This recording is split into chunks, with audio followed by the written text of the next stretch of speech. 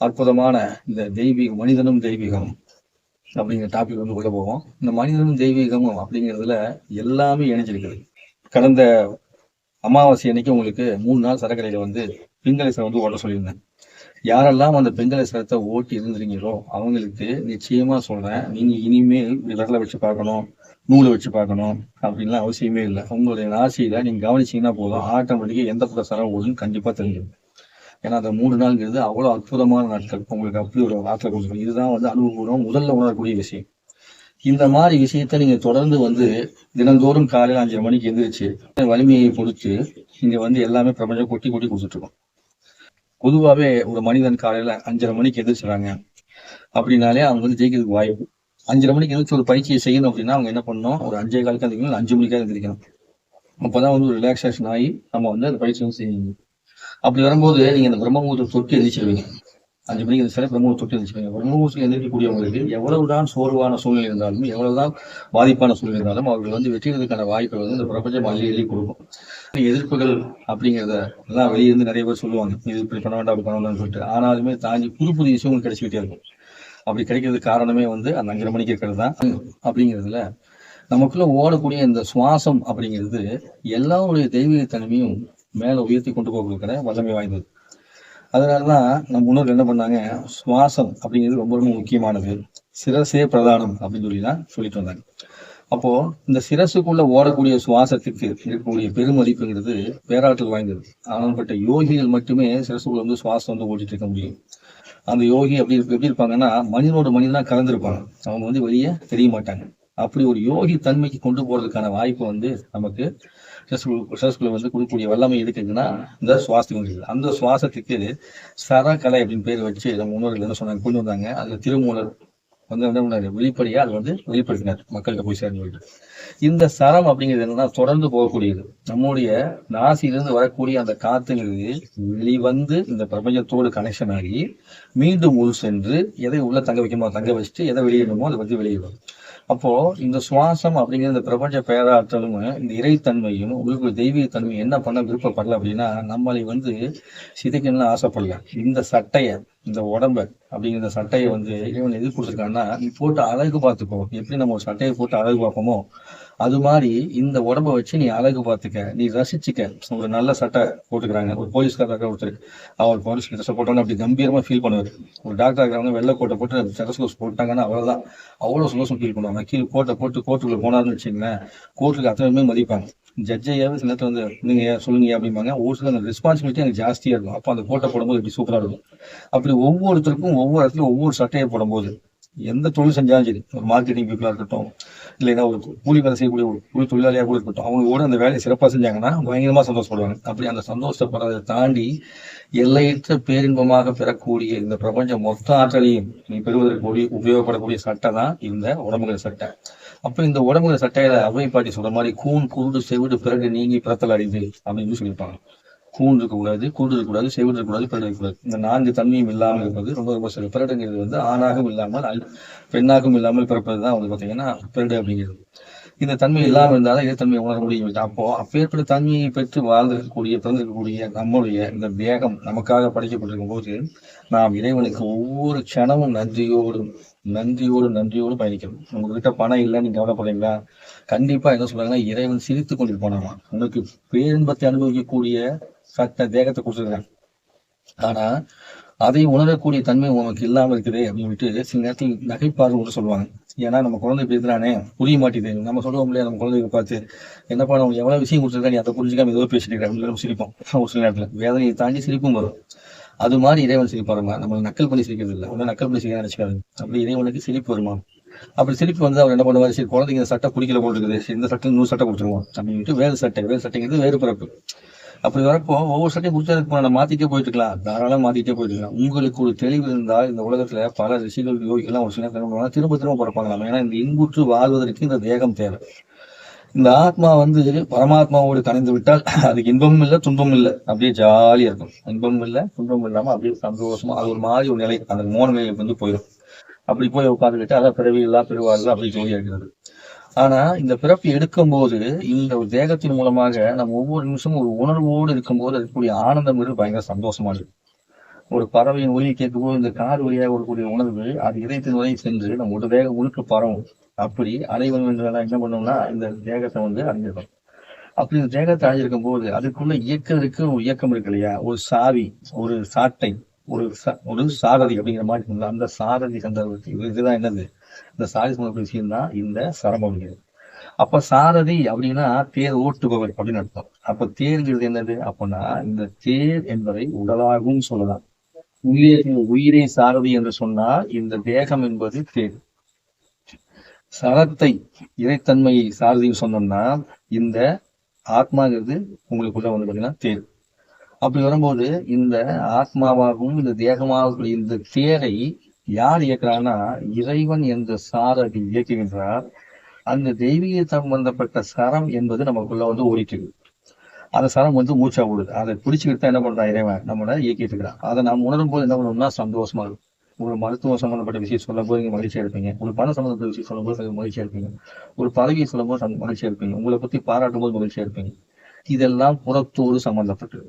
அப்போ ஒரு மருத்துவம் சம்பந்தப்பட்டதாக இருக்கட்டும், நீங்க அனுபவிக்கூடிய எந்த விஷயமா இருந்தாலும் இறைவன் வாய்ப்பு கொடுக்காவிட்டால் நாம் ஒரு துளிபுற ஒன்றும் பண்ண முடியாது. அதாவது என்னதான் அழுது புரண்டு உருண்டாலும் ஒற்ற மண்ணுதான் ஒட்டும் சொல்லுவாங்க. உடம்புல ஒற்ற மண்ணுதான் ஒட்டும் அப்படிம்பாங்க இல்லையா. அதுக்கு காரணம் என்னதுங்களா, நம்ம எவ்வளவு தூரத்துக்கு நம்ம இந்த உலகத்துல பயணப்பட்டாலும் எது நம்ம வேலை சொன்னது சேரணுமோ அதான் வந்து சேரும். எவ்வளவு திறமை இருந்தாலும் இறைவன் கடைக்கண் பார்த்தால் கிடைக்கக்கூடிய அந்த அற்புதமான விஷயங்கிறது அத்தனை திறமை இருந்தாலும் கிடைக்காது. அதுக்குதான் போன இதுல வந்து பாத்தீங்கன்னா கண்ணனை பத்தி சொல்லியிருந்தேன். கண்ணனுக்கு ஒரு வல்லமை பயங்கரமானது. ஆனா அவனுடைய கர்மா என்ன பண்ண முடியல, செய்ய முடியல. இப்போ வாழக்கூடிய விஷயத்துக்கு கூட பல கண்கள் இருப்பார்கள். அதாவது இந்த உலகத்துல நிறைய புண்ணியம் பண்ணியிருப்பீங்க. யாரெல்லாம் புண்ணியம் பயங்கரமாக செய்தும் அவர்களால் வந்து அந்த புண்ணியத்தை அனுபவிக்க முடியாம கஷ்டப்படுகிறீர்களோ உங்களுக்கும் கண்ணனை போல ஒரு கர்ம தொடர்பு இருக்குன்னு அர்த்தம். அப்ப என்ன அர்த்தம், அப்போ கண்ணனை போல நானா அசுரனா இருந்தானா யாருக்கு தெரியும், நம்ம ஜென்மத்துல யாரா இருந்தாலும் நமக்கு தெரியாது. அதுதான் இதனுடைய கருணை. அந்த இதனுடைய கருணை எப்படிப்பட்டது, நம்மளுடைய மறைத்தல் தொழிலை செய்யக்கூடிய வல்லமை வாய்ந்தவர். எதுக்குன்னா பிள்ளைங்க வந்து கஷ்டப்படுவதை மறைத்தல் தொழிலை செய்யக்கூடியவர். அப்படி மறைத்தல் தொழிலை செய்து நமக்குள் வந்து இயக்கத்தை கொடுத்து இந்த உலகத்துல வாழ வச்சிருக்காரு. அப்போ சிவவாக்கிய கூடியது போல இந்த பிரபஞ்சத்துல பேராற்றல் அத்தனையுமே இதுக்குள்ள நமக்குள் இருக்குது. அப்ப நமக்குள்ள இருக்கக்கூடிய இந்த ஆற்றலை நீங்கள் வந்து உணர்ந்து பயணிக்க பயணிக்க உங்களுக்குள்ள வந்து பாத்தீங்கன்னா எல்லாம் சேர்ந்து இயங்கும். பஞ்சபூத சக்தியும் சேர்ந்து இயங்கும், அனைத்து செல்களும் சேர்ந்து இயங்கும், 22,000 நாடிகளும் சேர்ந்து ஒருநிலைப்பட்டு இயங்கும். அதில் 7 சக்கரம் பிரதானமா இருக்கக்கூடிய இந்த 7 சக்கரம் வந்து உங்களுக்கு வந்து இயக்கத்தை கொடுத்து உங்களை வல்லமை வாய்ந்தவராக வைத்துக் கொள்ளக்கூடிய வேலையை செய்யும். அப்போ இதுக்கு கூட நீங்க என்ன பண்ணிக்கலாம், கூட்டு பிரார்த்தனை சொல்லலாம். நீங்கள் தனியாக உள்நிலையில் ஆழமாக பார்க்க உங்களுக்குள்ள அனைத்து நல்ல விஷயங்களும் நல்ல பாக்கியங்கள் நிறைய இருக்குது. அத்தனையுமே சேர்ந்து உங்களுக்குள்ள வந்து ஒரு கூட்டாக சேர்ந்து இயங்குவது, நீங்க பிரார்த்தனை செய்வோம் அதுவும் சேர்ந்து பிரார்த்தனை செய்யுது அப்படிங்கிறது வந்து வர சொல்றேன். அப்போ உங்களுக்குள்ள இருக்கக்கூடிய அந்த விஷயத்தை உள்ள விஷயத்தை கொண்டு போகிறதுக்கு இணைச்சு கொண்டு போகிறதுக்கு இந்த சரம் அப்படிங்கிறது ரொம்ப ரொம்ப முக்கியமானது.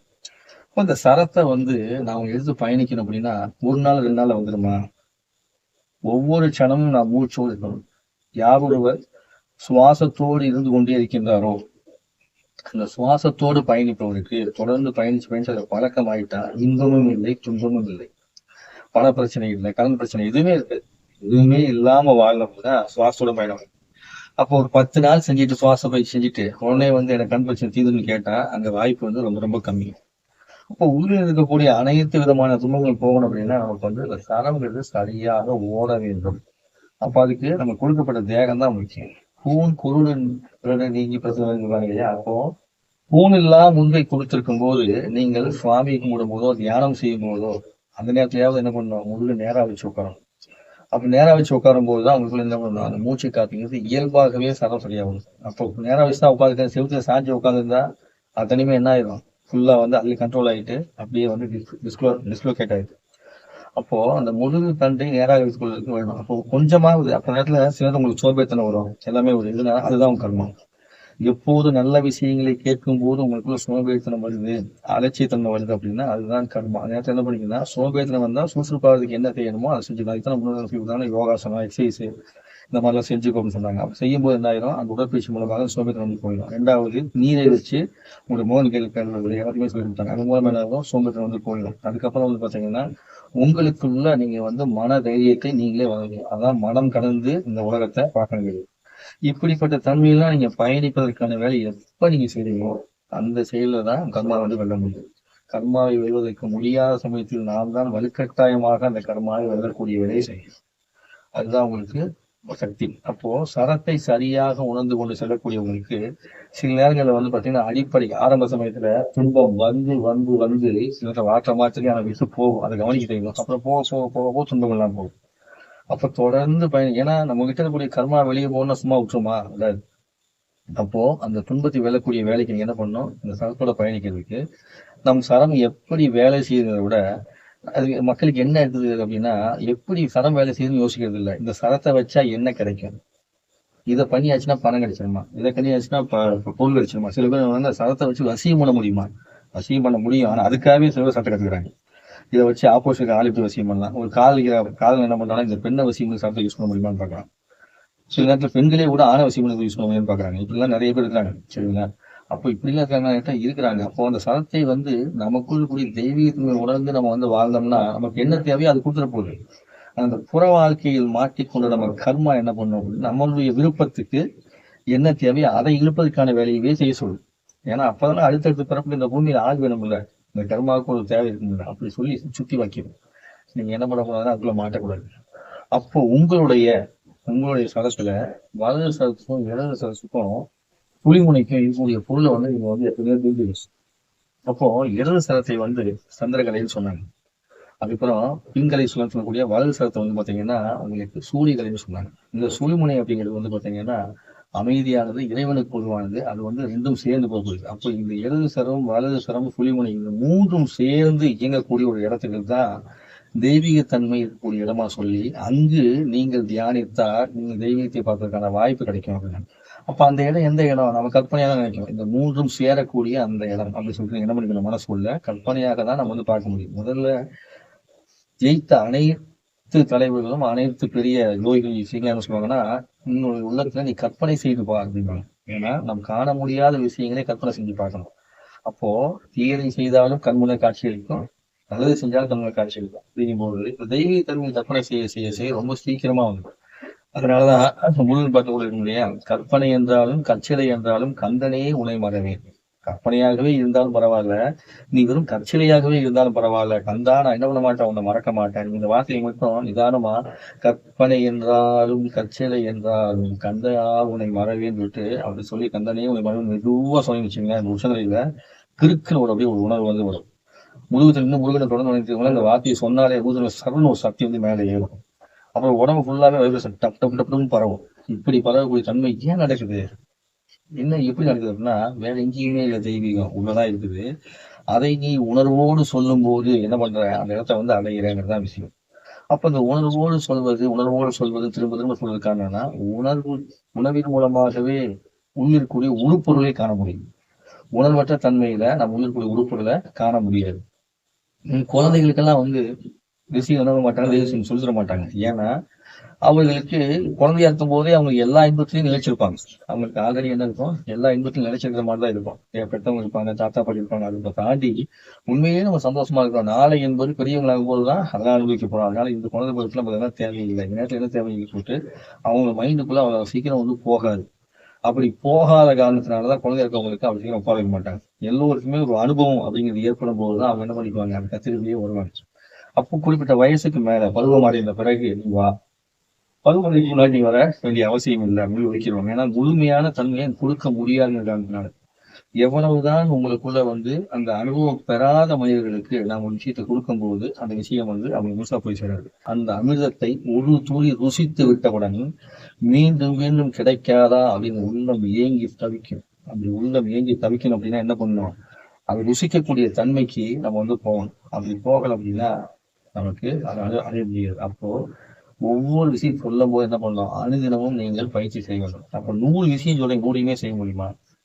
எதை செய்ய முடியுமோ அதை செய்யணும். எது உங்களுக்கு முக்கியம் தேவைப்படுதோ அதை செஞ்சுக்கிட்டு மற்றதை கவனிச்சுட்டே வரும்போது எது உங்களுக்கு தேவையானதோ அது உங்களுக்கு வந்து கண்டிப்பா வந்து என்ன பண்ணும், பயணம் செய்யும்.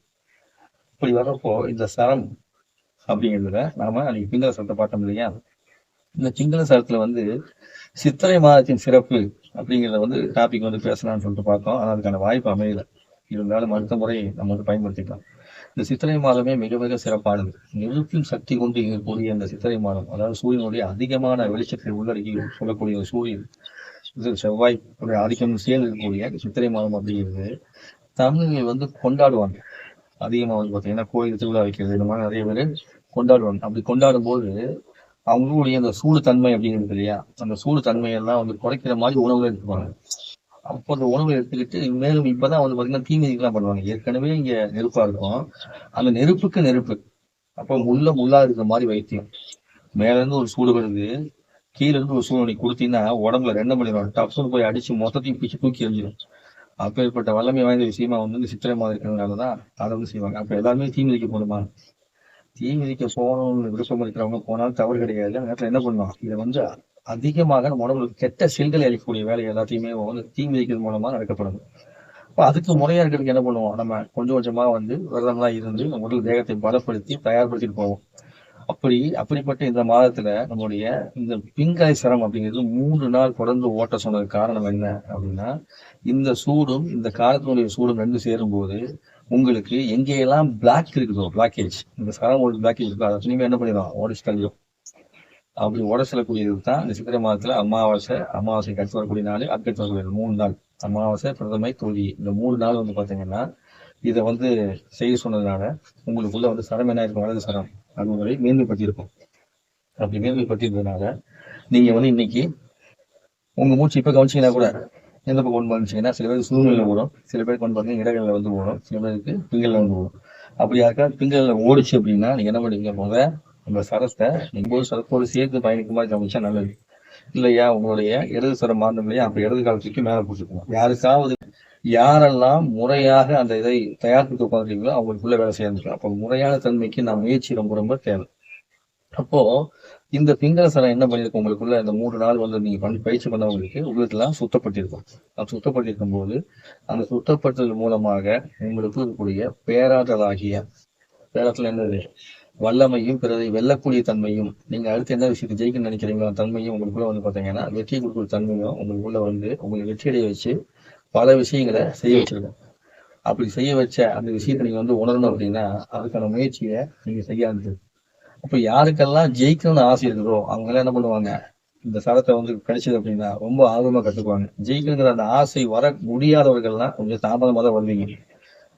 அந்த மாதிரி ஏன் நல்ல விஷயம் சொல்லும் போதும் ஜெயிக்கிற ஆசை வரமாட்டேங்குது, மற்றவங்க பசங்க ஜெயிச்சப்போ நம்ம வர மாட்டேங்குதுன்னா அதுதான் நம்ம வந்து வாங்கி வந்த பிறந்து வந்த கர்மா.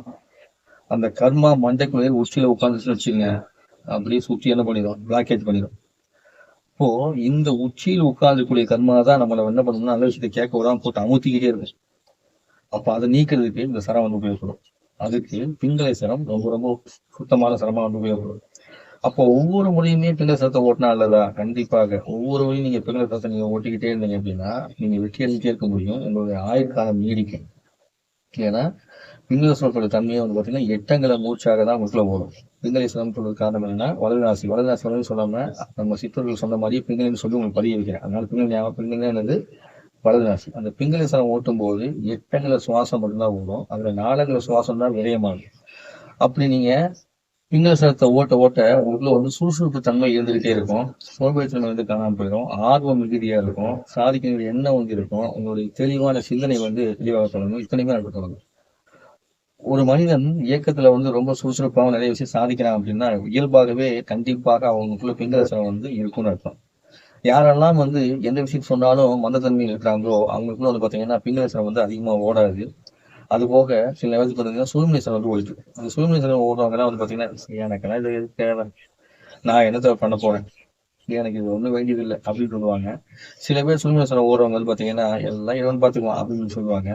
சில பேர் சுழுமணி ஓடுறவங்க வந்து பாத்தீங்கன்னா காலம் பதில் சொல்லும் அப்படின்னு சொல்லுவாங்க. அதாவது இந்த மாதிரி எதுவா இருந்தாலும் பின்னாடி அனுபவிச்சு தெரிஞ்சுக்குவான்ப்பா. நீங்க சொல்லக்கூடியது எல்லாமே மேக்சிமம் வந்து சுழுமணி சரத்திலேயே வந்து இருக்கும். அது நெகட்டிவ் சொல்ல முடியாது, பாசிட்டிவ் சொல்ல முடியாது, அது ஒரு மாதிரி பதிலா பேசுவாங்க.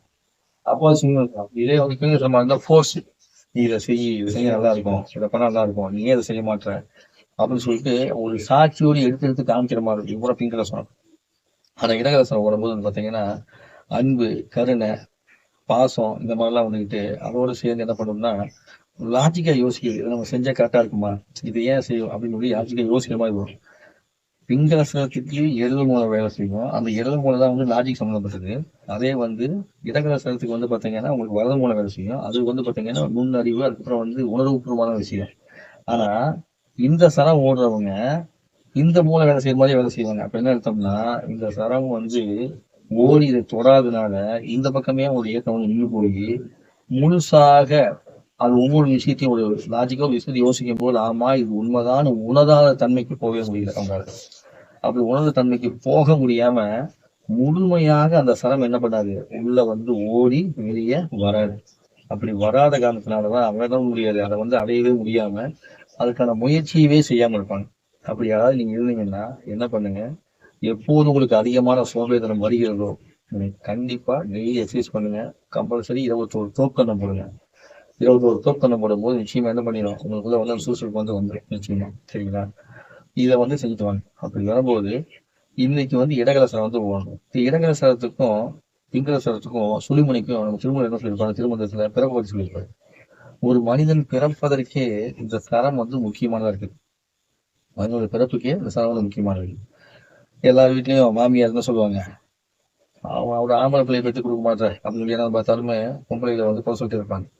அப்படி குறை சொல்லிட்டே இருக்கும்போது அந்த குறையில இருந்து வெளியே வரணும் அப்படின்னா என்ன பண்ணுவாங்கன்னா, நம்ம வந்து இந்த சரத்தை பத்தி முழுசா உணர்ந்தவங்க என்ன பண்ண மாட்டாங்க, அந்த குறைய சொல்ல மாட்டாங்க. இங்க ஆண் குழந்தை பிறக்கனாலும் பெண் குழந்தை பிறக்கனாலும் அது காரணம் பெண் அல்ல, ஆண் மட்டுமே. ஆண் குழந்தை பிறக்கனாலும் பெண் குழந்தை பிறக்கனாலும் காரணம் யாரு, ஆண் மட்டுமே. ஞாபகம். சயின்டிபிக் பிரகாரம் X chromosome, Y chromosome, X X, Y X Y எல்லாம் தாண்டி திரும்ப ஈஸியா உடச்சிட்டு போயிட்டாரு. உன் இடகலை சரம் ஓடும்போது உன்னுடைய உடலில் இருந்து உயிரணு போய் பெண்ணிடம் இருக்கக்கூடிய கருமுட்டையில் இணைந்தது என்றால் அது பெண் குழந்தை. உன்னுடைய பிங்களை சரம் ஓடும்போது உன்னுடைய உயிரணு போய் பெண்ணுடைய கருமுட்டை இணைந்தால் அது ஆண் குழந்தை. உங்களுடைய சுழுமுனை சரம் ஓடும்போது உங்களுடைய கருமுட்டையை போய் அடைஞ்சா அது வந்து ஆணும் இல்லாமல் பெண்ணும் இல்லாமல் இருக்கக்கூடிய குழந்தை அப்படின்னு சொல்லி திருமூர் வந்து எனக்கோ சொல்லிட்டு போயிட்டார். இதுல இருந்து நம்ம வந்து வரணும் அப்படின்னா முதல்ல என்ன பண்ணணும், சரத்தினுடைய ஆரம்ப நிலை அந்த சக்தியை நம்ம வந்து உணர்ந்து அது கூட வந்து பயணிக்கணும். அப்ப எந்த அளவுக்கு நீங்க சரத்தோட சக்தியை உணர்ந்து பயணிக்கிறீங்களோ அந்த அளவுக்கு தான் தன்மை உணர முடியும். அப்போ இந்த இடகல சரத்தையும் பிங்கள சரத்தையும் சுழுமுனை சரத்தையும் நம்ம கவனிக்காமீங்கன்னா ஒவ்வொரு க்ஷணமும் நீங்க வந்து மூச்சோட கவனிக்கணும். அந்த மூச்சோடு இருக்கிறதுக்காக வழிபாட்டு முறை என்ன பண்ணாங்க, வழிபாட்டு முறையில ஒவ்வொருத்தருமே முதுகுத்தை நேரா வச்சுக்கோ, தியானம் பண்ணு, அதுக்கப்புறம் வந்து தொக்கண்ணம் போடு அப்படின்னு சொல்லி உங்களுக்குள்ள வந்து சரத்தை வந்து பயிற்சி இருக்கிறதுக்கு மறைமுகமாக நம்ம முன்னோர்கள் சொல்லிட்டு போனாங்க. அடிக்கடி விநாயகர் பெருமானை பார்க்கலையா, தோக்கண்ணம் போடு. தோக்கண்ணம் போது என்ன நடக்கும், நம்மளுடைய சரம் வந்து சுழுமுனையில போட ஆரம்பிக்கும். தோக்கண்ணம் போடும்போது 2 சரம் பிளாக் ஏஜும் ரிமூவ் ஆகிடும். சுழுமுனை ஓடும். சுழுமுனை ஓடும் போது அவர் மூலமா கிடைக்கக்கூடிய ஞானம் உனக்கு கிடைக்க தொடங்கும். அப்படிங்கிறது வந்து பாத்தீங்கன்னா அந்த தோக்கண்ணம் போட கணக்குல வந்து வந்துடும். அது போக முதுகு தள்ளக்கூடிய குண்டல சக்தி அப்படிங்கிறது சீரான முறையில் இயங்கப்படணும். அதுக்காக விநாயகர் பெருமானை முக்கு வச்சாங்க. அதுக்கப்புறம் அரசா மரத்துக்கு கீழே விநாயகர் வச்சாங்க. அது என்ன பண்ணும் அப்படின்னா இந்த பிரபஞ்சத்துடைய பேராற்றலை ரிசீவ் பண்ணக்கூடிய தன்மைங்கிறது அரச மரத்துக்கு ஜாஸ்தியா இருக்கு. அதனாலதான் மரத்திற்கு அரசன் அரச மரம் அப்படின்னு சொல்லுது. அப்ப ஒருவருக்கு சரியான முறையில வாழ்க்கையில வந்து வெற்றி இல்லையோ, ஒருவருக்கு வந்து பாத்தீங்கன்னா சரியான முறையில வந்து குழந்தை பாக்கி இல்லை, அதுக்கு குடும்பத்துல சந்தோஷம் இல்லை, மகிழ்ச்சி இல்லை, வரவு இல்லை அப்படின்னு சொல்லி யாருக்கெல்லாம் சொல்லப்படுதோ அவங்க எல்லாம் இந்த அரச மரத்து விநாயகரை போய் வணங்கிட்டு வாங்க. வணங்கிட்டு வந்தீங்க அப்படின்னா உங்களுக்கு சரியாகும். அது ஈரத்துல குளிச்சுட்டு போய் அப்படி சுற்றிட்டு வாங்க அந்த காலம் சொல்லுவாங்க. அந்த குளமெல்லாம் இருக்கும், அந்த குளத்தை குளிச்சுட்டு விநாயகர் 2 குளம் தண்ணி எடுத்து ஊற்றிட்டு குளிச்சுட்டு வாங்கன்னு சொல்லுவாங்க. ஏன் சொல்றாங்கன்னா அந்த ஈரம் அப்படிங்கிறது ரிசீவ் பண்ணக்கூடியது. ஈரம்னா சந்திரன் அர்த்தம். சுத்தம் போது சூடு வரும், சூடுங்கிறது சூரியன் அர்த்தம். அந்த தன்மையில வந்து சூரியனும் சந்திரனும் இருவரும் இணைந்து செயல்படும் போதுதான் முழுமையான வெற்றி வந்து கிடைக்கும். அதனாலதான் அமாவாசைக்கும் பௌர்ணமிக்கு வந்து அதீத சக்தி கொண்டது. அமாவாசை பௌர்ணமி நெருங்கி வரக்கூடிய காலம் முன்னாடி பின்னாடி எல்லாம் பயங்கரமான சக்தி வந்தது. அதனாலதான் ஒவ்வொரு பிரதோஷ வேலையும் ஒவ்வொரு பிரதோஷ நாளையும் என்ன பண்ணுவாங்க, கொண்டாடுவாங்க. அப்போ யார் ஒருவருக்கு தலை தொங்கி போயிடுச்சோ அவங்களுக்கு வந்து கடைசி காலத்துல இறந்து போன தலை தொங்கி போச்சுன்னு வச்சுங்க செத்து போயின்னு சொல்லுவாங்க. கடைசி நேரத்துல மரணம் வரக்கூடிய சமயத்துல வயசானவங்க தலை தூங்கிடுச்சுப்பா, கவனிச்சுப்பா இருப்பா அப்படிம்பாங்க. அப்ப இந்த சிரசு பிரதானம் சொல்றது அதுதான். அப்ப இந்த மூச்சு காத்து சிரசை தொட்டு தொட்டு வர வர நம்மளுடைய ஆயுள் நல்லா இருக்கு. இப்ப இருக்க குழந்தைங்க நிறைய பேர் செல்போன் ஒரு பாட்டு எடுத்தீங்க இல்லையா, அப்ப பிறகு நம்ம இப்ப என்ன பண்ணிருக்கோம், நம்மளுடைய சக்தி நிலைப்பாடு உயிர் சக்தியை நம்ம இழந்துட்டு தான் இருக்கோம். அதிகமான பேர் இப்போ செல்போனை நோண்டிட்டே இருக்கும்போது ஏதாவது சொல்லும் போது தலை நிமிர்ந்து நின்று நேரா இருந்து கவனிப்பாங்க. அப்படி கவனிக்காம தலை தொங்கி போட்டோம்னா அங்கிருந்து வரக்கூடிய பேராற்றல் ஆகிய நல்ல அறிவு நல்ல சிந்தனையை நம்ம உள்வாங்கன்னு அர்த்தம். அப்ப எங்க வந்து இந்த தலை தொங்க போட சொல்ல தெரியுமா? இந்த அடிமைப்படுத்தினாங்கல்ல பெரிய பெரிய வெள்ளக்காரங்களாம் ஆட்சி பண்ணும்போது பார்த்துருப்பீங்க. ராஜகாரம் தலை குளிப்பாங்க. இந்த அடிமைப்படுத்தக்கூடிய மனிதர்கள் வந்து தலையை குனிய சொல்லுவாங்க. எதுக்காகனா எத்தனை பேர் தலை நிமிர்ந்து இருக்கிறார்களோ அவ்வளவு தூரத்துக்கு அவருடைய ஆற்றல் அப்படியே நிற்கும். அப்ப நம்ம அவங்களை ஆளுமை பண்ண முடியாது. அப்ப நம்ம அவங்க அடக்குமுறை பண்ணோம்னா அவங்க முதுகு குனிஞ்சிருக்க வேண்டும், தலை தாழ்ந்திருக்க வேண்டும். இது 2 இருந்துச்சுன்னா மட்டும்தான் அவங்களை அடக்க முடியுங்கிறத ரகசியம் தெரிஞ்சு வச்சுக்கிட்டு அந்த அதிகாரம் பண்ணக்கூடியவங்கெல்லாம் தலையை குனிஞ்சுக்கோ முதுகு குனிஞ்சுக்கோன்னு சொல்லிட்டு அடிமைகளை அடிமைப்படுத்துவாங்க. அப்ப நீங்கள் அடிமையாக இருந்தால் உங்கள் தலையை நீங்களே தொங்க போட்டுக்கலாம், முதுகை நீங்களே குனிய வச்சுக்கலாம். நான் அடிமை இல்லைன்னு யாரெல்லாம் சொல்றீங்களோ அது குழந்தையா இருந்தாலும் சரி பெண்ணாலும் சரி அவங்க எல்லாம் நிமிர்ந்து உட்காரணும். நிமிர்ந்து உட்கார்ந்தாதான் தான் அடிமை இல்லை அப்படின்னு சொல்லி அர்த்தம். சரிங்களா? அப்போ இந்த நிமிர்ந்து உட்காரும் போது இந்த சரம் அப்படிங்கிறது சீராக உங்களுக்கு ஓட தொடங்கும். இது வந்து எப்படி ஓடும்னா கற்பனையா கண்ணை மூடி உட்காந்துக்குங்க. சொல்லும்போது கவனிச்சு பாருங்க. உங்களுடைய உடம்புல நம்ம முதுகுல இருந்து ஃபர்ஸ்ட் போவோம். முதுகு தண்டு வழியாக அப்படியே வந்து நடுமுதுகின் வழியாக மெதுவா அந்த சரம் வந்து அப்படியே மேலே ஏறி ஒரு உச்சந்தலை வரைக்கும் போயிட்டு அதுக்கப்புறம் வந்து ஒரு அறிவு போல இருபுறமும் வந்து அப்படியே சுவாசத்துல நம்ம நாசி வழியா வெளியே வந்து இந்த பிரபஞ்ச பேராளர் கலந்து அங்கிருந்து சக்தி இழுத்துட்டு அப்படியே நாசி வழியா உள்ள வந்து போகுது. இது வந்து இந்த சுழிமுனை சக்தியோட இயக்கத்துல இந்த நேரத்துல எனக்கு நினைச்சு பார்க்கும் போதையும் அப்படியே உடம்புல ஒரு வைப்ரேஷன் சூப்பரா இருக்கும். அப்படியே இந்த முதுகு தண்டை அப்படியே போயிட்டு வர மாதிரி. அது சில நேரத்தில் சில பேருக்கு வர்ண கலர்ல தெரிய ஆரம்பிக்கும். இதுவே இப்ப இடது சரம் வந்து ஒட்டும் ஓடுதான் நினைச்சுங்க. அப்படி ஓடும்போது உங்களுடைய வலது கால் கட்டை வரல இருந்து அந்த சரம் வந்து கிளம்புது. அப்படியே மெதுவா கிளம்பி அப்படியே உங்க இடுப்பு வரைக்கும் வந்துட்டு டைரக்டா அப்படியே அந்த இடுப்புல இருந்து இடது நாசி பக்கம் போகுது. இடது பக்கம் ஏறி இடது நாசியை போய் தொடுது. இடது நாசியை தொட்டு உள்ள வந்து சரம் ஓடுதான் நினைச்சு பாருங்க. போயிட்டு அங்கிருந்து வெளியே அந்த பிரபஞ்சம் கலந்து இப்படி உள்ள போய் மூளை தலை வரைக்கும் போயிட்டு அப்படியே வெளியே வந்து பிரபஞ்சத்தை கலந்து அப்படியே ஒன்றும் சுவாசம் ஓட நினைச்சு பாருங்க. அவ்வளவு ஆனந்தமா இருக்கும். இந்த மாதிரி நீங்க நினைக்கும் போது என்ன நினைக்கும் போது உங்க உடம்புல கம்பல்சரி நிச்சயமா லேசான ஒரு குளிர்ச்சி தன்மை வந்து தெரிய தொடங்கும். அப்படி குளிர்ச்சி தன்மை வந்து நீங்க உணர முடியும். இதே கற்பனையில உங்களுடைய வலது கால் கட்டைவரில இருந்து அப்படியே மெதுவா சரம் கிளம்பி ஃபர்ஸ்ட் இப்ப இடது கால் கட்டைவரில இருந்து மெதுவா சரம் கிளம்பி அப்படி இடுப்பு வரைக்கும் வந்துட்டு வலது பக்கம் நேரம் அப்படியே மேல போய் வலது நாசி வழியா உள்ள போகுது. வலது நாசி வழியா உள்ள போய் உங்களுடைய மூளையை தொட்டுட்டு அதுக்கப்புறமா வெளியே வருது. வரும்போது பாத்தீங்கன்னா இந்த பிரபஞ்சத்தில் கலந்துருக்கும் போது நிச்சயமா உள்ள லேசான ஒரு சூடு தன்மையை நீங்க வந்து உணர முடியும். இப்படி 2 விதமாக 3 நிலையில வந்து உங்களுக்குள்ள வந்து சரம் வந்து ஓடிட்டு இருக்குது. 2 விதமாக 3 நிலை ஓடுது. ஒன்றும் சேர்ந்தால் 2 இல்ல 3 புரியுதா உங்களுக்கு? ஒன்று சேர்ந்தா 2 இல்ல 3 எல்லாரும் என்ன சொல்லுவாங்கன்னா அந்த குழந்தை சொல்லுவாங்க 6 பெண்ணு சேர்ந்தா 3. இது எவ்வளவு மோசமான ஒரு கருத்துன்னு பாத்தீங்கன்னா, ஏன்னா ஒண்ணு சேர்ந்தா 3 அப்படின்னா எதுக்காக ஒரு வீட்டுல ஒண்ணு சேர்ந்தா 4 வருது, ஒண்ணு சேர்ந்தா 5 வருது, 6 வருது, 7 வருது. ஒரு சில வீட்டுல வந்தீங்கன்னா ஆணு பெண்ணு சேர்ந்ததுல ஏகப்பட்ட குழந்தை பண்ணிருப்பாங்க. அப்போ ஒண்ணு சேர்ந்தா 3ன்னா இதுதான் சரம் தான். ஒண்ணு சேர்ந்தா 3. இதுவும் சேர்ந்து இயங்கினா 3ஆவதாக சுழிமுனை சரம் ஓடும். அப்போ ஒன்றும் சேர்ந்தால் 3.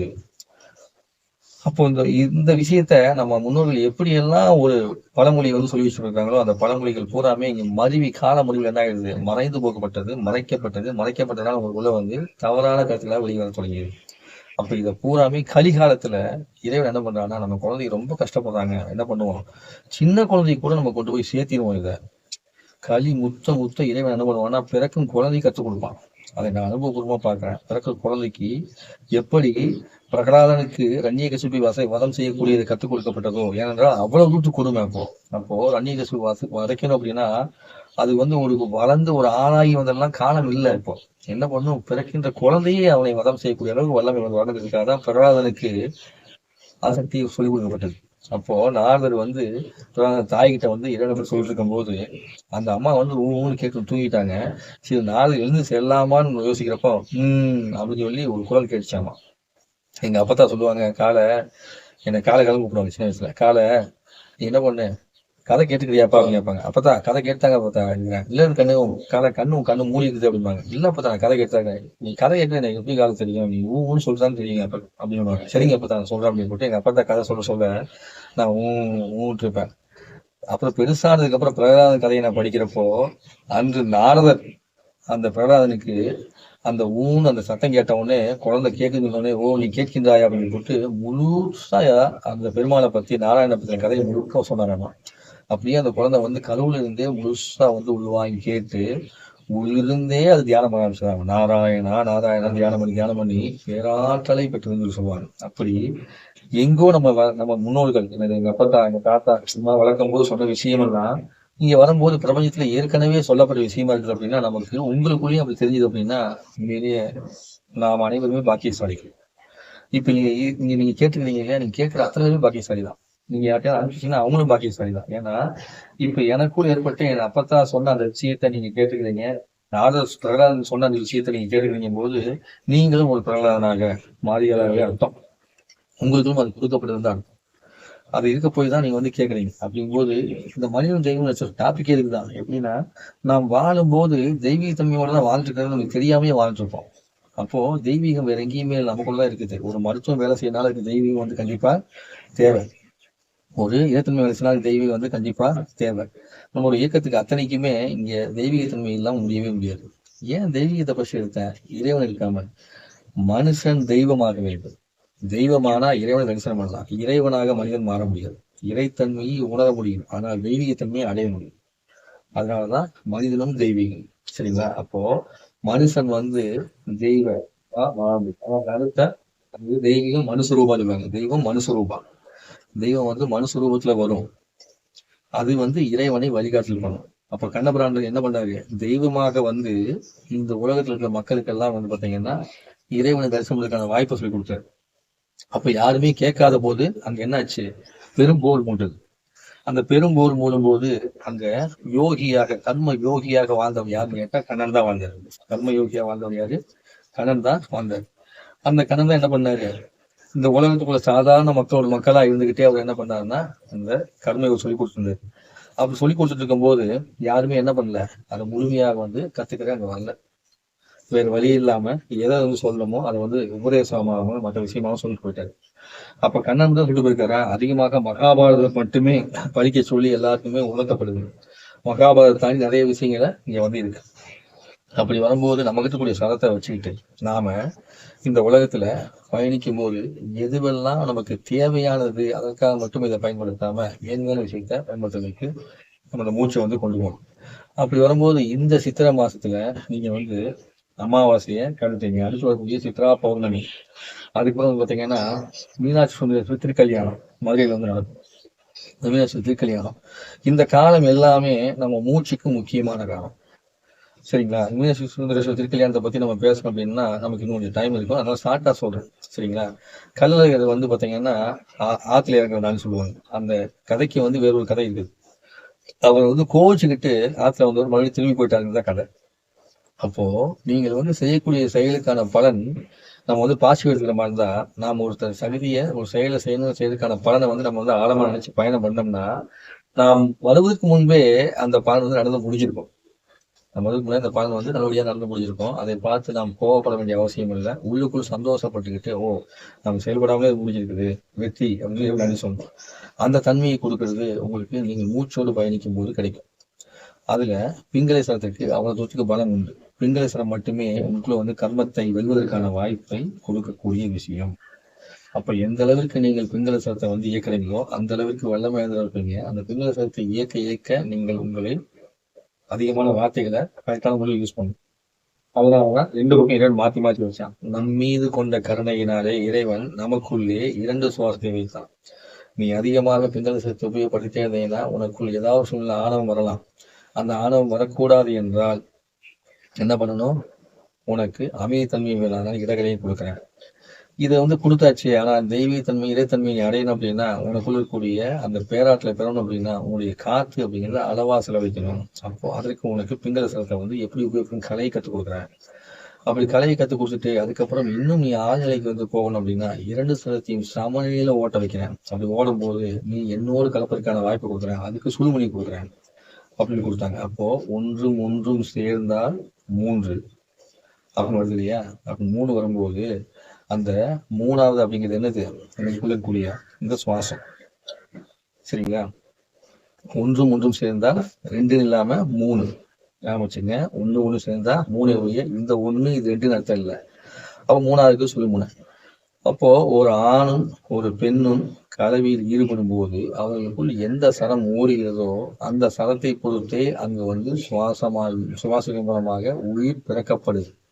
இப்ப இனிமேல் யார் வீட்டுல வந்து பெண் குழந்தை பிறகு ஆண் குழந்தை பிறக்குன்னா திருமூலர் சொல்லுவாரு, ஆணிடமும் பெண்ணிடம் உடலில் தகுதி இல்லாவிட்டால் கண்டிப்பாக அவங்களுக்குள்ள என்ன இருக்கும், அவங்களுடைய பிறக்கூடிய ஜனனம் அப்படிங்கிறது சரியான தகுதி இருக்காது. தாய்க்கு சொல்றாரு திருமூலர், அதாவது ஒரு குழந்தை குருடா பிறந்திருக்குது, அதே நேரத்துல பூமியா பிறந்திருக்குது, செவிடா பிறந்திருக்குது அப்படின்னா 3 விஷயத்த அற்புதமா சொல்லிட்டாரு திருமூலர். எப்போது மாதா உதிரத்தை அடக்கி வச்சிருக்காரோ, மாதா உதிரம் அடக்கினார், அதாவது அந்த கருவில் ஈடுபடும் போதும் கர்ப்பமாக இருக்கும் போதும் மாதா உதிரத்தை அடக்கி வைத்திருந்தால் காது கேட்காத குழந்தைன்னு சொல்றாரு. மாதா உதிரத்தை அடக்கி வச்சா காது கேட்காத குழந்தையாமா. மாதா அந்த நேரத்துல வந்து மலத்தை அடக்கி வைத்திருந்தால் வாய் பேசாத குழந்தையாமா. இதுவே வந்து மாதா உதிரத்தையும் மலத்தையும் சேர்த்து அடக்கி வச்சிருந்தான்னா கண் தெரியாத குழந்தையாமா. கண் தெரியாத குழந்தையாமா. அப்ப பாத்துக்கங்க, நம்ம உடம்புக்குள்ள ஒரு தாயினுடைய செயல்பாடு எப்படி இருக்கணும், தந்தையுடைய செயல்பாடு எப்படி இருக்கணும் அப்படிங்கிறத இந்த மூச்சை வச்சே கண்டுபிடிச்சு அதோட நேரத்துல எந்த நேரத்துல வந்து நம்ம உடல் தகுதி எப்படி வச்சுக்கணும் அப்படிங்கிறதையும் கண்டுபிடிச்சு சொல்லிடுறாங்க. அப்போ நம்ம தேகத்துல வந்து அனாவசியமான கழிவுகள் தேங்கி இருந்தாலும் நமக்கு வந்து வியாதி, சந்ததியே பாதிக்கப்படும். நம்மளுடைய சுவாசம் சரியான முறையில் இயங்காமல் இருந்தாலும் அதனால வந்து சந்ததி வந்து பாதிக்கப்படும் அப்படிங்கிறத அவ்வளவு அற்புதமா சொல்லிட்டு இருக்கும்போது நம்ம என்ன பண்ண மாட்டோம், இந்த சுவாசத்துக்கு ஒரு இம்பார்ட்டன்ஸ் கொடுக்க மாட்டோம். யாருக்கெல்லாம் சுவாசம் சரியா ஓடலையோ அவங்களால என்ன பண்ண முடியாது, நல்ல விஷயத்துக்குள்ள இறங்கி செயல்படவே முடியாது. அவங்களோட மூளை நல்ல விஷயத்தை செய்யறதுக்கான முயற்சியை செய்யவே செய்யாது. அப்ப அதனாலதான் சொல்றாங்க, இந்த சுவாசத்தோடு கலந்திருக்கக்கூடிய மனிதருக்கு எப்போதுமே துன்பம் இல்லை.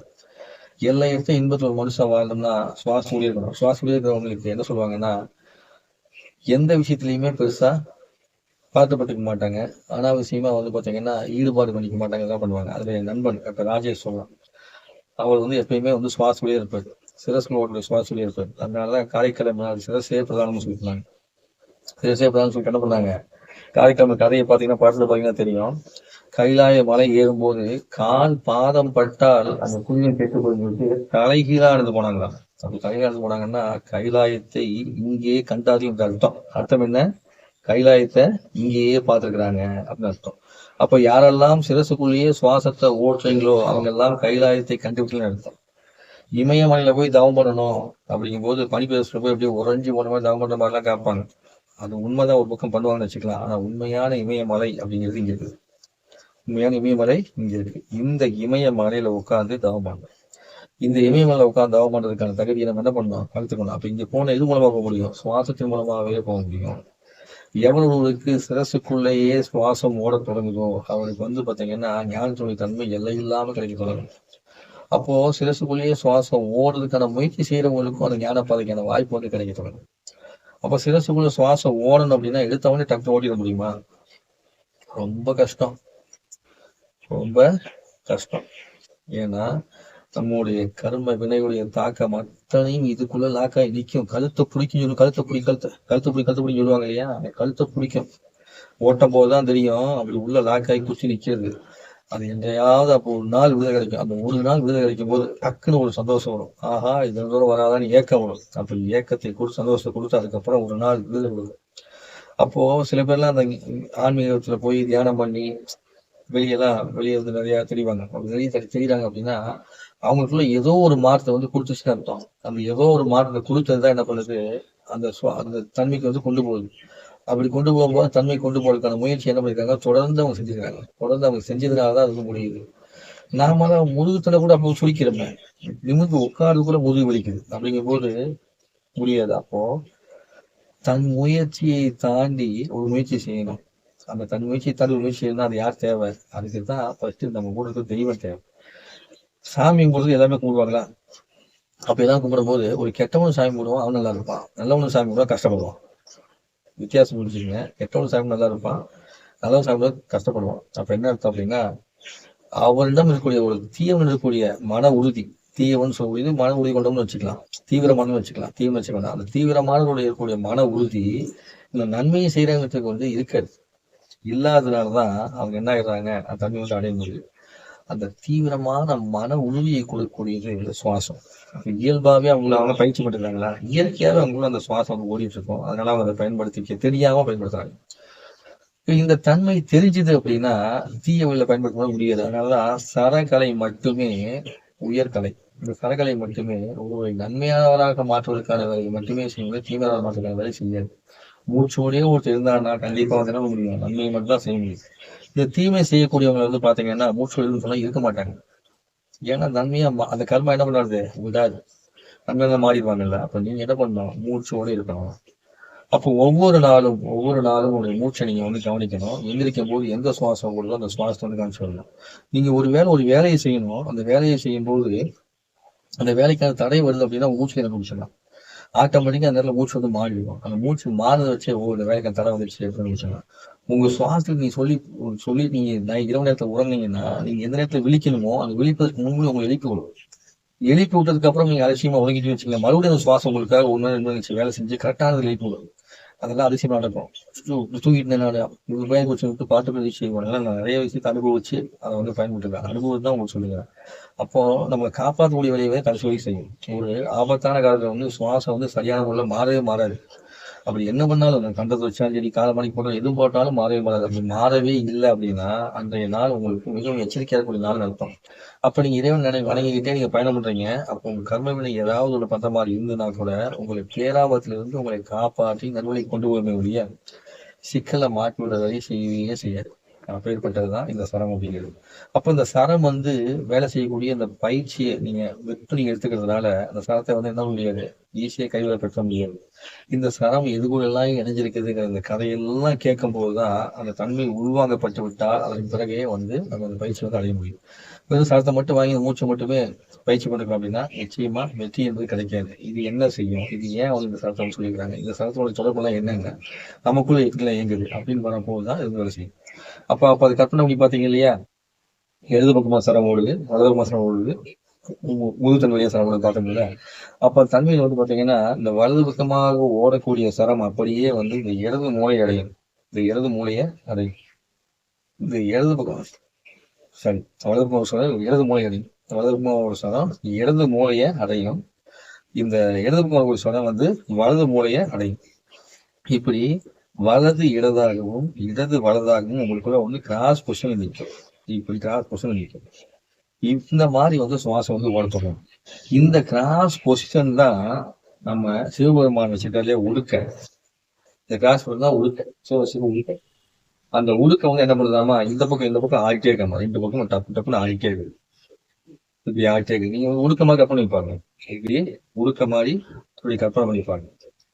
கற்பனை பண்ணி பாத்தீங்கன்னா தெரியும். உங்களுக்குள்ள அப்படி கண்ணை உடுக்கமா கற்பனை பண்ணீங்கன்னா ஒரு சில நேரத்துக்கு உங்களுக்குள்ள ஆட்ட போட்டு தெரியாது. இந்த சுவாசம் சோணும் போது ஒருவேளை நீங்க ஆன்மீகம் நல்லா பயிற்சியா இருந்தீங்கன்னா உங்களை அந்த உடுக்கை சத்தம் கூட கேட்கலாம்.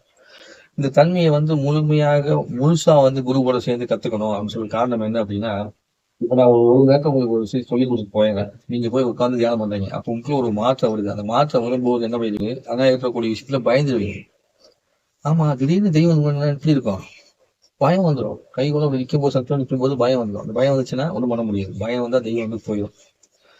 பயம் வந்தா பேய் வேணா போகாது, பிசாசு வேணா போகாது, கெட்ட ஆத்மா வேணா போகாது. ஆனா நல்ல ஆத்மா உங்ககிட்ட வந்து பார்த்த மாதிரி அப்படி டக்குன்னு போயிடும். அப்போ பயந்தவனுக்கு ஞானம் கிடையாது. நண்பர் சொல்லுவான் ராஜேஷ், பயந்தவனுக்கு ஞானம் கிடையாது. யோகியா இருந்தா பயப்படக்கூடாது. பயம் இருக்குதா, ஞானம் இதுக்கு தகுதி இல்லாதவன் அப்படின்னு.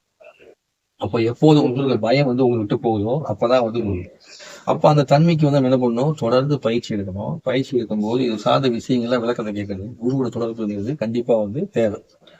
இப்போ குருவை மனசுல நினைச்சுக்கிட்டு நீங்க என்ன பண்ணணும்னா எப்போதுமே நீங்க வந்து குருவுக்கு நன்றி சொல்லிட்டு இந்த பயிற்சி ஆரம்பிக்கணும். இறைவனுக்கு நன்றி சொல்லிட்டு இந்த பயிற்சி வந்து ஆரம்பிக்கணும். அப்படி வரும்போது இந்த உடுக்கை போன்று இருக்கக்கூடிய விஷயம் தான் நம்மளுக்குள்ள நடக்கக்கூடிய இந்த சரத்துடைய தன்மை.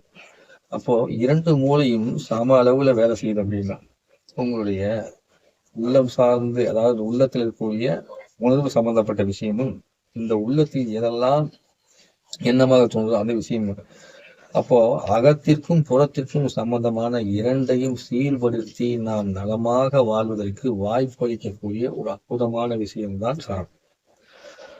அப்போ சிலர் சொல்லுவாங்க சரகலைங்கிறது தனி, அது டிபார்ட்மெண்ட் தனிங்க. அதுக்கு இதுக்கும் சம்மந்தம் இருக்கு. சரக்கலை பயிற்சி வந்து சிறந்த பயிற்சியா இருந்தாலுமே அந்த சரக்கலை பயிற்சி அப்படிங்கிறது நமக்குள்ள போகும்போது ஒரு பக்கம் அது வைத்தியமா வரும், ஒரு பக்கம் வந்து பாத்தீங்கன்னா நம்மளுடைய தகுதியா மாறும், ஒரு பக்கம் நம்மளுடைய பதவியா வந்து மாறும், ஒரு பக்கம் நம்ம குடும்பத்தோட சந்தோஷமா மாறும், ஒரு பக்கம் நம்மளுடைய ஜனனத்தை வந்து உற்பத்தி பண்ணக்கூடிய விதமா மாறும். அப்படி அத்தனையுமே இயங்கக்கூடியது மூச்சு தான்.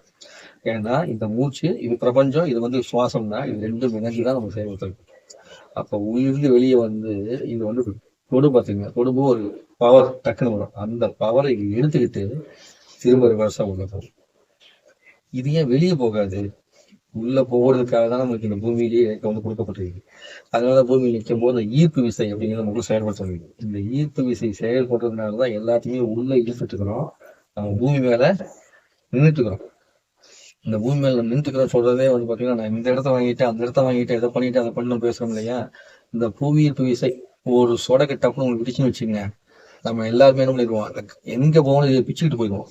அப்படி பிச்சுக்கிட்டு எல்லா தன்மையும் எங்கேயோ பறந்து போயிடுவோம். அப்படி எங்கேயோ பறந்து போகக்கூடிய ஒரு தன்மைகள் தான் நாம் நிலையாக நிற்பதாக நினைத்து கொண்டு ஒரு மாயையில மூழ்கி நம்ம வண்டி ஓட்டுறோம், சைக்கிள் ஓட்டுறோம், பறக்கிறோம், ஜிம்னாஸ்டிக்ஸ் பண்றோம், என்னென்னமோ பண்றோம், தலையில நிற்கிறோம், எல்லாத்தையுமே பண்றோம், இத்தனையுமே செய்யறோம். அப்படி ஒரு மாயத்துல நிற்பதை இது மாயை என்றும் இதன் உண்மை தன்மையை உணர்த்தக்கூடியதும் உங்களுடைய மூச்சு.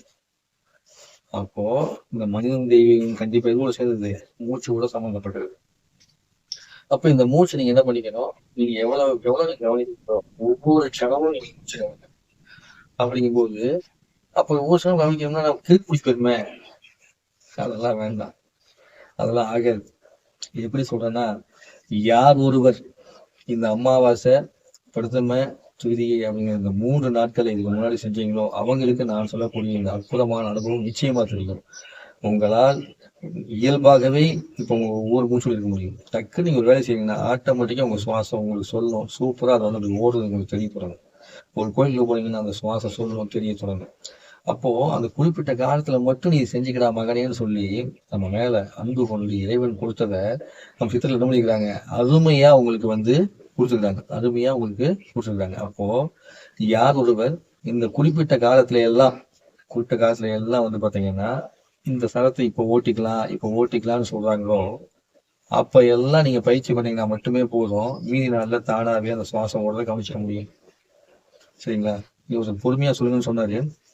நான் ஏன் வேகமா சொல்லிட்டு போறேன் அப்படின்னா, உங்களுக்கு கொடுக்க வேண்டிய விஷயம் நிறையா, இது பெரிய பெரிய விஷயம் நிறைய இருக்குது. அதனால வந்து ஓரளவுக்காக உங்களுக்கு கொடுத்துருந்தனால வேகமா சொல்லிட்டு போறேன். மறுபடியும் உங்களுக்கு வீடியோவும் அனுப்பிச்சு விடுவேன், நீங்க அது நிதானமா நீங்க திரும்ப ஓட்டி கேட்டுக்கலாம். அப்போ இந்த சரத்தை, இந்த சுவாசத்தை நீங்க வந்து கவனிக்கணும். அப்படிங்கும்போது அடுத்து வரக்கூடியது எப்ப கவனிக்கலாம் அப்படின்னு ஒரு கேள்வி வரும் இல்லையா? அடுத்து வரக்கூடியது சித்ரா பௌர்ணமி கவனிக்கலாம். அப்போ சித்ரா பௌர்ணமி அப்போ நீங்க கவனிக்கும் போது உங்களுக்கு வந்து பாத்தீங்கன்னா முழுக்க பௌர்ணமி அன்னைக்கு இலவசம். அப்போ இலவசத்தை வந்து நீங்க ஓட்டுங்க அப்படின்னா உங்களுக்குள்ள அந்த தன்மை வந்து எப்படி இருக்கிறத நீங்க உணர முடியும். அந்த ஒரு நாள் வந்து முழுக்கவே இலவசம் நீங்க ஓட்டினாலும் தப்பு இல்லை. அப்போ யாருக்கெல்லாம் ஆண் வாரிசு வேணும்னு ஆசைப்படுறாங்களோ அவங்க எல்லாரும் என்ன பண்ணா, ஆண் பெண்ணும் இருவருமே சேர்ந்து இந்த தர பயிற்சி அப்படிங்கிற ஞான சரகலையை கத்துக்கிட்டு அவங்களுக்கு ஆணுக்கு பிங்கலை சரத்தில் சரம் ஓடும் மாதிரி பயிற்சி பண்ணிட்டு அவங்க வந்து குழந்தை கொடுத்துக்கிட்டாங்கன்னா அவங்களுக்கு ஆண் வாரிசு வந்து கிடைக்கும். சரிங்களா? அப்போ ஆண் வாரிசு வேணும், பெண் வாரிசு வேணும்னு ஆசைப்படுறவங்க என்ன பண்ணுவோம், சரகலையை கத்துக்கிறது ரொம்ப முக்கியம். அப்போ இதை கத்துக்கிட்டா நம்ம வந்து பிடிச்சிட முடியுமா? இங்கேதான் நிக்குது. நாம எவ்வளவுதான் பயிற்சியை கத்துக்கிட்டாலும் மேல இருக்கிற அந்த நேரத்துல மாத்தி விட்டாலும் வச்சுக்கோங்க, முடிஞ்சு போயிடும். இது எப்படின்னா ஒரு 90% அல்லது சில நேரத்துல 99% உங்க கையில நான் கொடுத்துருக்கேன் உனக்கு அந்த பயிற்சியா. அந்த 1% எப்பயுமே எங்கிட்டுதான் இருக்கும்னு தான் கவனிக்கணும். அந்த 1%க்கு நாம் நன்றியோடு இணைஞ்சோம்னா நாம் எடுத்துக்கொண்ட பயிற்சியின் மூலமாக நாம் நினைத்த காரியத்தை சாதிக்க முடியும். அப்போ கர்ப்பிணியா இருக்கிறவங்க என்ன பண்ணக்கூடாது, சிறுநீர் கழிக்கணும்னு தோணுச்சு அப்படின்னா அவங்க சிறுநீரத்தை அடக்கக்கூடாது. முடிந்த அளவுக்கு எவ்வளவு முடியுமோ அவ்வளவு சிறுநீரத்தை வந்து வெளியே செய்யணும். மலம் கழிக்கணும்னு தோணுச்சு அப்படின்னா மலத்தை வந்து அடக்கக்கூடாது, அதை வந்து வெளியேற்றிடும். சரிங்களா? இந்த மாதிரி செஞ்சுட்டு வந்தா பிறக்கக்கூடிய அந்த குழந்தைக்கு இந்த குறைபாடு இல்லாம இருக்கும். அப்போ எந்த குழந்தை ஹைபிராடிக் குழந்தையா இருக்குதோ அந்த குழந்தைக்கு காரணமும் இதேதான். என்ன காரணம், அந்த குழந்தை வந்து பாத்தீங்கன்னா பிறப்பதற்கு முன்பு தாய் மூலமாகவோ தந்தை மூலமாகவோ இப்படி ஏதாவது இடர்பாடு இல்லாம வராது. அப்போ உன் குழந்தை சரியாக பிறக்க வேண்டும் என்றால் முதல் உன்னை சரியாக வைத்துக் கொள்ள வேண்டும். ஒரு மனுஷனுடைய உள்ளத்துக்குள்ள தோன்றக்கூடிய எண்ணங்கள் பயங்கரமானது. 60,000 70,000 எண்ணங்கள்லாம் தோணும் நம்ம மனசுல ஒரு நாளைக்கு. ஒரு செகண்ட் கூட அப்படி தோணும். அந்த எண்ணத்தினுடைய வெளிப்பாட்டுல திரும்ப திரும்ப திரும்ப நம்ம எந்த எண்ணத்தை நினைக்கிறோமோ அந்த எண்ணத்தினுடைய வெளிப்பாடு வந்து பிரபஞ்சம் நிற்கும். இதே வந்து அலையா எண்ணம் வந்துட்டே இருக்கும். அந்த அலையே எண்ணம் வந்துருக்கும் போது அது அப்படியே அந்த பிரபஞ்சம் கலந்து என்ன பண்ணும், அதுல போயிட்டு போய் விழிக்கும் போது திரும்ப திரும்ப திரும்ப அந்த அலையில எந்த எண்ணம் வந்து மேலோங்கி விடுதோ அது வந்து உங்களுக்கு தெரிவிச்சு உங்களுக்கு பலன் வந்து கொடுக்கும். இந்த அலையா வரக்கூடிய இந்த எண்ணத்தை ஒரு மூச்சு மூலம் என்ன முடியும், கவனிக்க முடியும். அப்போ உங்க மூச்சு நுனியை நீங்க வந்து கவனிச்சுக்கும் போது மூக்க நீங்க நுனி பார்த்தீங்கன்னா மூக்கு நுனி இது நீங்க பாத்துக்கிட்டே இருந்தீங்கன்னா ஆட்டோமேட்டிக்கா உங்களுக்கு எண்ணெய் அலைகள் கம்மியாயிரும். மூக்கு நுனியை பார்க்க பார்க்க எண்ணெய் அலைகள் வந்து கம்மியாயிரும். அப்போ மூக்கு நுனியை பார்க்கும்போது இந்த கண்ணுல வந்து பாத்தீங்கன்னா இந்த ஓரக்கண்ணு இருக்கிற மாதிரி இருப்பாங்க இல்லையா, இப்படி கண்ணு இருப்பாங்க இல்லையா, அவங்க எல்லாம் நம்மளோட இந்த பயிற்சி செய்யக்கூடாது. ஏன்னா ஏற்கனவே அந்த பிரச்சனை இப்படி இருக்கிறவங்க வந்து பாத்தீங்கன்னா இந்த பயிற்சி செஞ்சீங்கன்னா இன்னும் மேலும் வந்து உங்களுக்கு கஷ்டம் வந்துடும். அப்போ அந்த மூக்குணியை பார்க்கும்போது உங்க சுவாசத்தோட தன்மையை சீர்படுத்தி நம்மளுடைய எண்ணத்தை வந்து சீர்படுத்தி வேலையை என்ன பண்ணோம், இந்த சடம் வந்து செய்யணும் இல்லையா. அப்போ யாரு பார்க்கணும் யாரு பார்க்க கூடாதுன்னு தெரிஞ்சுக்கணும். எல்லாரும் பார்த்து உட்காந்து அப்ப யாருக்காவது கண்ணில் வந்து ஓரக்கண் இருக்குது அப்படின்னா அவங்க வந்து என்ன கூடாதுன்னா அவங்க இந்த மூக்கு பயிற்சியை செய்யக்கூடாது. அப்ப அவங்க எப்படி செய்யலாம் அப்படின்னா கண்களை மூடிக்கிட்டு கற்பனையாக வந்து நுனியை பார்க்கறதா நினைச்சுக்கணும். மூக்கு நுனியை சும்மா கண்ணத்தில் பார்த்துக்கணும். மூக்கு நுனியை நேரா பார்த்துட்டு அந்த மூக்கு நுனியை கற்பனை மூலமாக மூக்கு நுனியை பார்க்கறதா நினைச்சுக்கணும். அப்படி நினைக்கும் போது நல்லது இருக்கும். அப்ப நானும் மூக்கு நுனியை கற்பனையை பார்க்கலாமா, தாராளம் பார்க்கலாம், தவறுலாம் இல்லை. ஆனா நேரடியா பார்க்க முடியுதுன்னா அந்த அனுபவத்தை ஃபீல் பண்ணி பார்க்கணும். முடியாதவர்களுக்கு அந்த அனுபவத்தை ஃபீல் பண்ணி பார்க்க முடியாது. முடிந்தவங்க என்ன பண்ணலாம், அந்த அனுபவத்தை உணர்ந்து பார்க்கணும். அப்படி உணர்ந்து பார்க்கும் போது கிடைக்கின்ற இன்பம் வந்து இன்னும் பெருமை வரும். அதே மாதிரி கண்கள் சோர்வாக இருக்கும்போது இந்த மூக்கு நுனியை பார்க்குற வேலையை செய்யக்கூடாது. சரிங்களா, அது ரொம்ப முக்கியமானது. அப்போ கண்ணுக்கு வந்து கொஞ்சம் நேரம் ஓய்வு கொடுத்துட்டு அப்ப என்ன பண்ணணும், கண்கள் சோர்வா இருக்குன்னா மொபைல் அதிகமா பாக்குறவங்க, அதிகமா கம்ப்யூட்டர் பாக்குறவங்க, தொடர்ந்து நைட் ஷிஃப்ட்ல வந்து வேலை செய்யறவங்க, நைட் டிரைவிங் பண்றவங்க, இன்னைக்கு எல்லாத்துக்குமே கண்கள் வந்து சோர்வாங்க, ஆரோக்கியத்தன்மை வந்து இருக்கு. ஸோ இந்த சடத்துல வந்து பாத்தீங்கன்னா இன்னைக்கு நீங்க தெரிஞ்சுக்கிட்டது அப்படிங்கிறது வந்து என்னன்னா நம்ம சடத்தை வந்து தொடர்ந்து பயிற்சி செய்ய செய்ய செய்ய மேன்மைய முடியும். சடத்தின் மூலமாக நம்மளுடைய ஆண் குழந்தை பெண் குழந்தை பிறக்கிற ஒரு தன்மையை வந்து நம்ம உணர்ந்துகிட்டோம், தெரிஞ்சுக்கிட்டோம். ஸோ இது போன்று நாம் தொடர்ந்து என்ன பண்ணுவோம், இந்த பயிற்சியை செஞ்சு செஞ்சு நம்ம வந்து நல்லா மேன்மை அடையலாம். இந்த அற்புதமான இந்த வாய்ப்பினை அளித்த பிரபலத்திற்கும் நம்ம தந்தையே நம்ம அடுத்தடுத்த பதிவுல நிறைய விஷயங்களை பார்ப்போம். நன்றிங்கய்யா, நன்றி.